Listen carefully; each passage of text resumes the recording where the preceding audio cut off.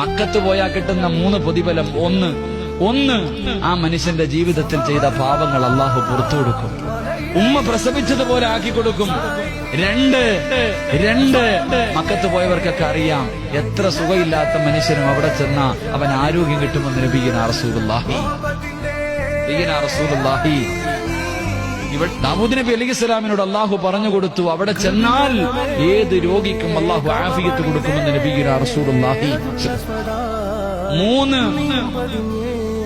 അള്ളാഹുവേ പടച്ചവനെ പരിശുദ്ധമായ കഅബാലയത്തിൽ പോകാൻ വേണ്ടി ചിലവഴിക്കുന്ന പൈസ നിനക്കൊരിക്കലും ദാരിദ്ര്യം ഉണ്ടാകില്ല എന്ന് നബിയുനാ റസൂലുള്ളാഹി. മുടക്കി എന്ന് പറഞ്ഞിട്ട് നീ ഇവനെ പേടിക്കണ്ട. അള്ളാഹുവിന്റെ കഅബാലയത്തിൽ പോകാൻ പൈസ മുടക്കിയിട്ടുണ്ടെങ്കിൽ നീ പേടിക്കണ്ട.